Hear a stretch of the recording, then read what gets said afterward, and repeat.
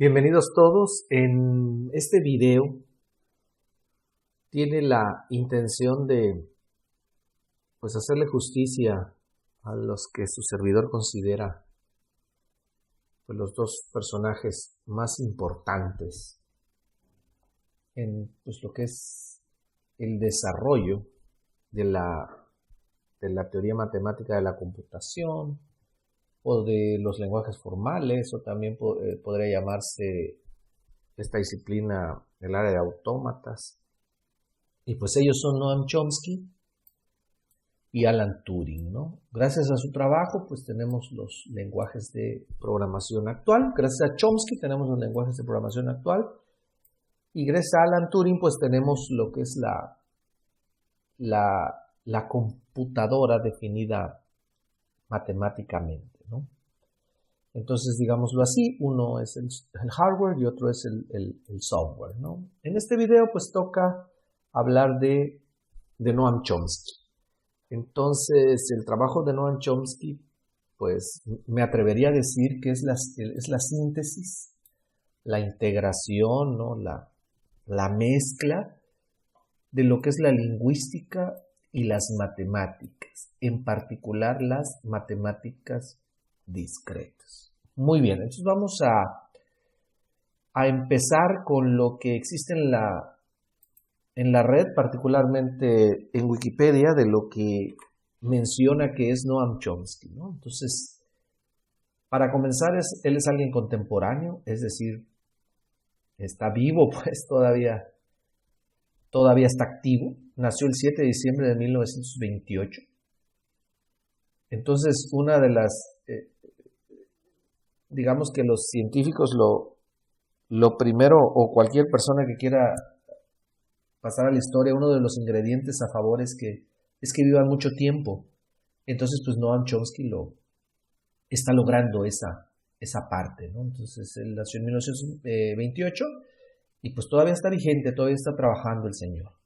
Y aquí dice que, bueno, aquí está el nombre completo, es un lingüista, entonces su profesión es lingüista, pero es filósofo, politólogo y activista estadounidense. Esta palabra de activista en el buen sentido de la palabra, en el amplio sentido de la palabra. Es decir, él trata de explicar las diferentes situaciones, sobre todo de la política, desde el punto de vista filosófico.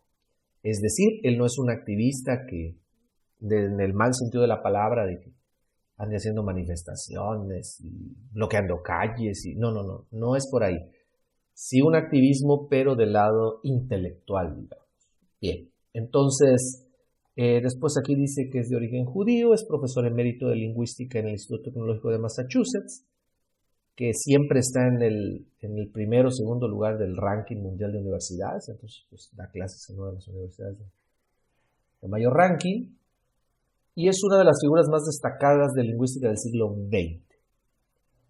El New York Times lo ha señalado como el más importante de los pensadores contemporáneos. Imagínense. Es decir, ¿quién es la persona? ¿Quién es la persona el intelectual más connotado en nuestros tiempos? O sea, ¿quién es el número uno, no?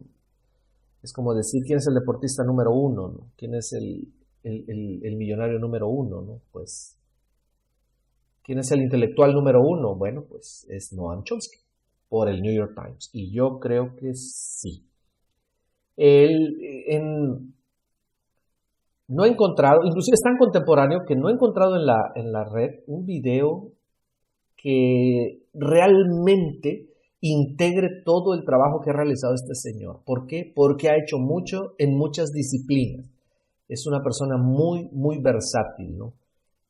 Inclusive no conozco toda su obra. Lo que voy a comentar y lo que me toca, porque lo conozco su trabajo inclusive desde el punto de vista técnico, es esa síntesis entre la lingüística y las matemáticas. Pero la obra que aparece en él en internet, digamos que la que más le da rating, pues es la política, ¿no? Él explica cómo cómo los sistemas políticos contemporáneos fueron gestándose en el tiempo, cómo los medios influyeron para que eso sucediera. Hizo una predicción, es una predicción por ahí de los 50, y le atinó, ¿no? O sea, todo lo que él predijo actualmente más bien yo creo que en los 90s, el inicio de los 2000, pues le atinó. Y en el caso de la lingüística, pues también su trabajo realizado, creo que aquí viene la fecha, déjenme buscar,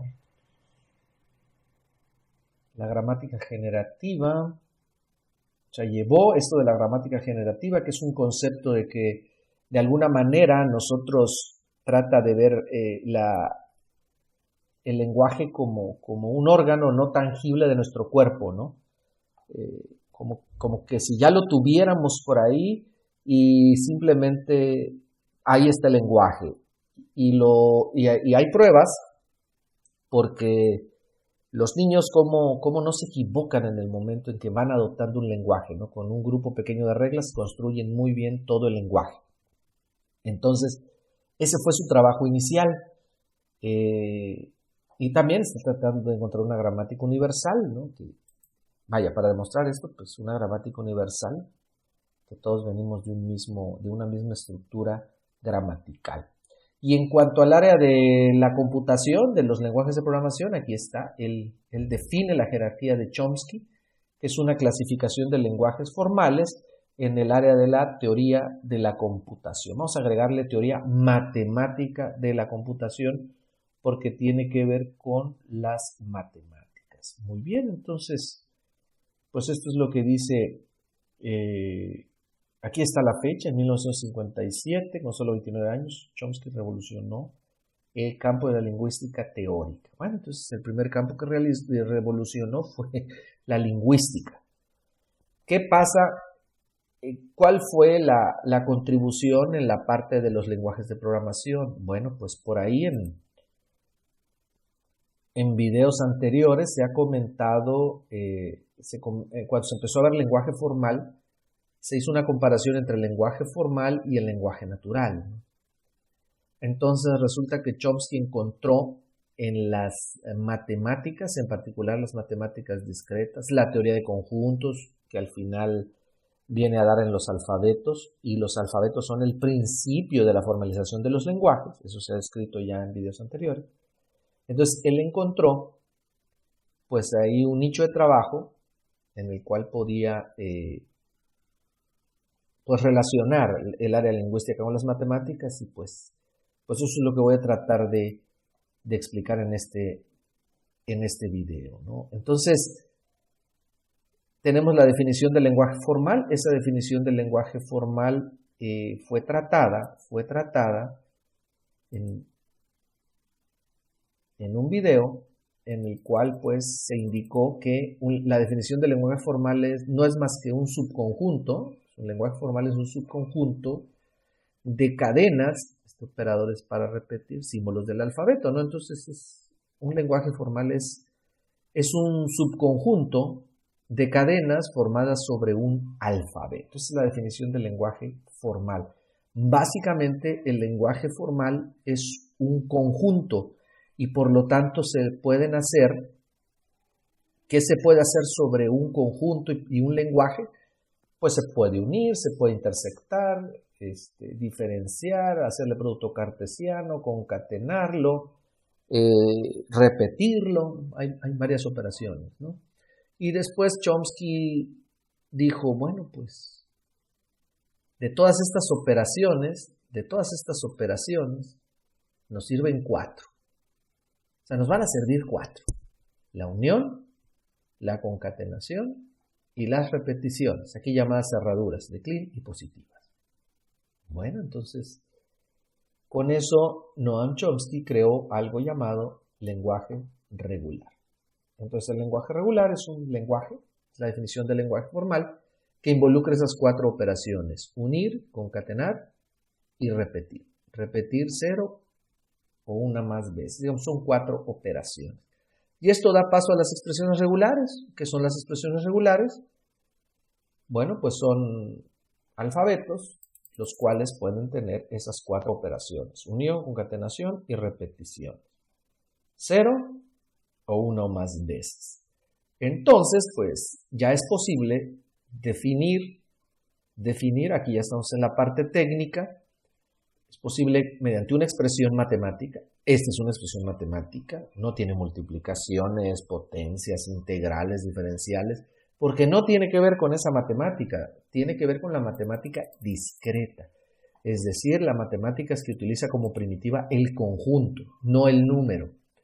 Entonces acá hay reglas que hay que cumplir. Estos lenguajes tienen reglas y si no se cumplen, pues el sistema, digamos, podría indicar que algo está mal. Un ejemplo de la aplicación del lenguaje regular es un patrón para reconocer identificadores en los lenguajes de programación. Empiezan con letra o guión bajo y pueden continuar con letra o dígito o un guión bajo 0 o n veces. ¿Qué es un número entero? Pues un número entero es simplemente una repetición de dígitos, ¿no? Entonces Chomsky dice, un número entero es simplemente una repetición de dígitos. 2 es un dígito, es un entero. Y si le pongo otro 2, pues 22 sigue siendo entero. Y si le pongo un 4, también. Y lo que sea, no más estamos repitiendo dígitos. Esa es la definición de enteros. Pero ¿cuál es la contribución que está descrita matemáticamente? Matemáticamente. Entonces ya no tengo que ser textual. Puedo ser matemático, puedo tener una fórmula matemática. A ese dígito le podemos poner, a esa secuencia de dígitos le podemos poner signo, ya tenemos un entero con signo. Y le podemos agregar un puntito y otro demás, pues tenemos números reales, fraccionarios, con punto decimal. Y si le agregamos signo y la E, podremos tener números en notación científica. Entonces esto es una fórmula de lenguaje. Entonces el lenguaje ya está representado matemáticamente. Eso le da mucho poder a la regla, eso le da mucho poder al concepto. Y este es un invento de Noam Chomsky, ¿no? Entonces esas son las contribuciones que él proporciona a la teoría matemática de la computación. Su jerarquía, pues aquí está. Lo que he mencionado tiene que ver con la número 3, con el número 3 en la jerarquía. Habla de que el tipo de lenguaje que reconoces son los regulares. La gramática es el modelo matemático que sustenta su jerarquía. Y bueno, pues la gramática que permite reconocer un lenguaje regular, pues es la gramática regular.